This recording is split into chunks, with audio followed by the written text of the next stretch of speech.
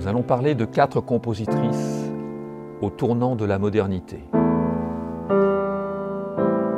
Marie Jaël, Augusta Holmes, Cécile Chaminade et Mélanie Bonis, toutes les 4 nées au milieu du XIXe siècle et dont la musique entrera dans le XXe siècle.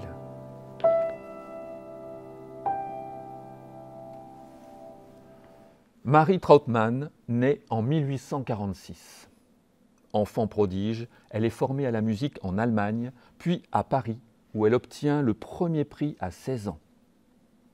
À 20 ans, elle épouse Alfred Jaël, pianiste virtuose international, et rencontre entre autres Brahms, Liszt et Rubinstein. Marie Jaël prendra des leçons de composition auprès de César Franck et Camille Saint-Saëns, et c'est avant tout cela qui la passionne. Saint-Saëns dit d'elle « Madame Jaël ne veut plus que l'on parle de son talent de pianiste. Elle est rassasiée et ne vise qu'à la haute composition. Ses premiers essais ont été tumultueux, excessifs, quelque chose comme l'éruption d'un torrent dévastateur. Mais elle est aussi capable de grandes douceurs expressives et romantiques. Impromptu.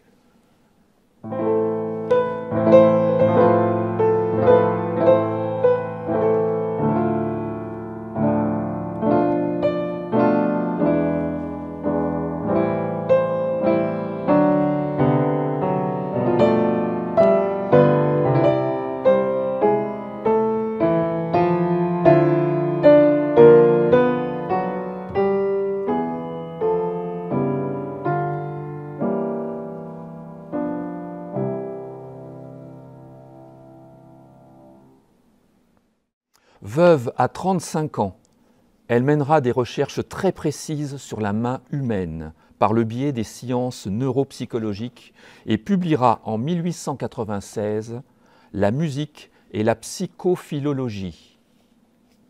Suivront de nombreux ouvrages jusqu'à sa mort en 1925, année de naissance de Pierre Boulez et Luciano Berio. Augusta Holmes est une compositrice et une poétesse d'origine britannique et irlandaise, née à Paris en 1847. Élève de César Franck et émule de Richard Wagner, elle composera plusieurs symphonies et poèmes symphoniques avec succès à l'appui, comme Les Argonautes, ainsi que 4 opéras, dont La Montagne Noire, représentée à l'Opéra de Paris en 1895. Elle a écrit aussi de nombreuses mélodies, dont « 3 anges sont venus ce soir ».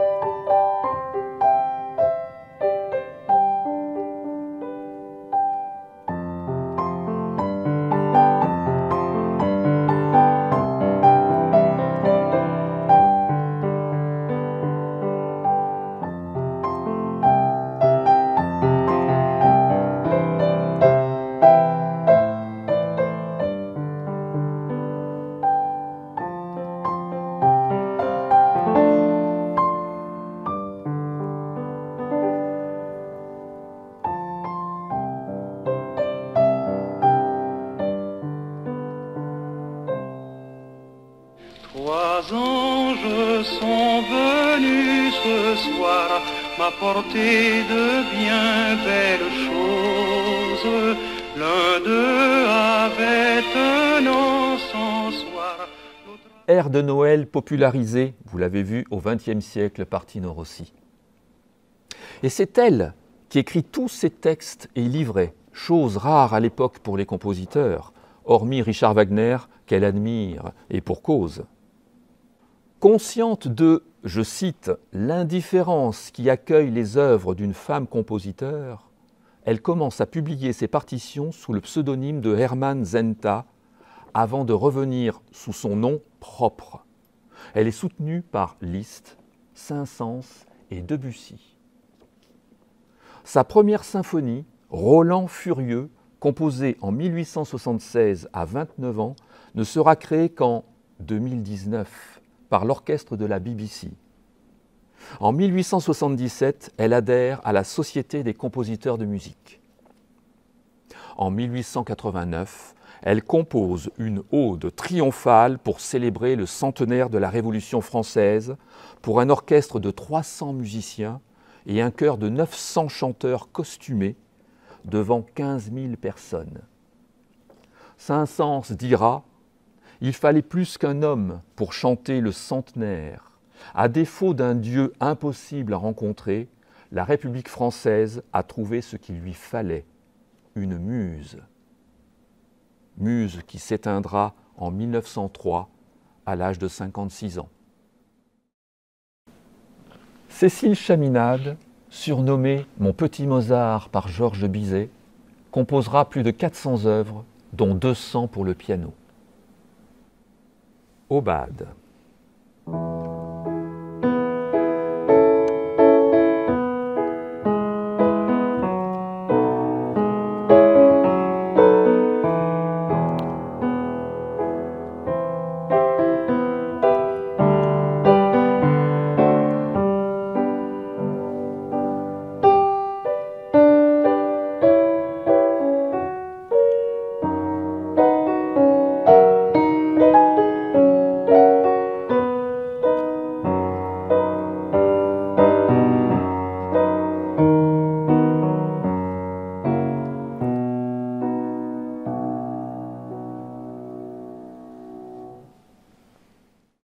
Issue d'une longue lignée de marins et d'officiers, Cécile naît à Paris en 1857.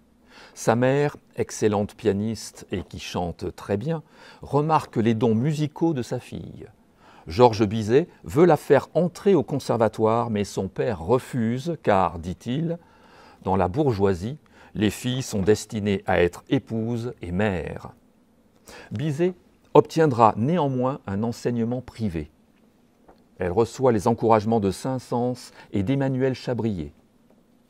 Concertiste en France et en Angleterre, elle se rendra à Londres tous les mois de juin dès 1890 pour donner un concert annuel et sera logée chaque fois à Windsor par la reine Victoria. Elle tournera aussi aux États-Unis et au Canada. Belle carrière. Franz Liszt aurait dit d'elle « on dirait du Chopin ». Mais le destin lui fera abandonner définitivement la musique. Pendant la guerre, elle accepte la direction d'un hôpital londonien.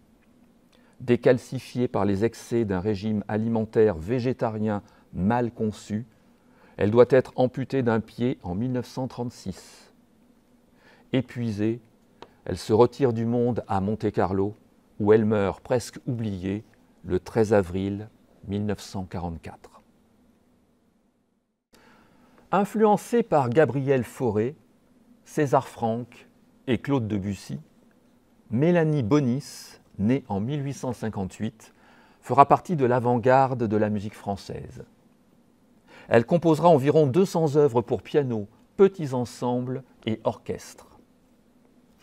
Elle sera l'une des premières femmes à être acceptée dans les classes de composition au Conservatoire de Paris à partir des années 1860. En 1878 s'ouvrent pour la première fois 2 classes d'harmonie pour les femmes. Mel Bonis y obtiendra en 1880 son premier prix et suivra les cours d'Ernest Guirard, professeur de contrepoint et de fugue, et parmi les élèves, un certain Claude Debussy. Ses mélodies et son harmonie sont empreintes de modernité et cela s'entend. Pensée d'automne.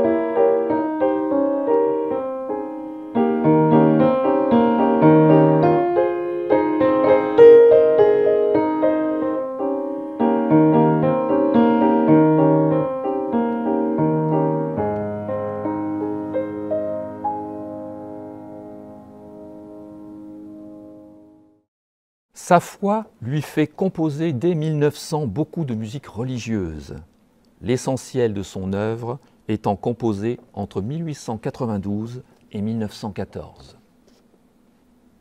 Elle meurt en 1937, la même année que Maurice Ravel. Redécouverte en 1990 par des musicologues allemands et son arrière-petite-fille Christine Géliot, l'ensemble Mel Bonis fait revivre une œuvre sensible et exigeante.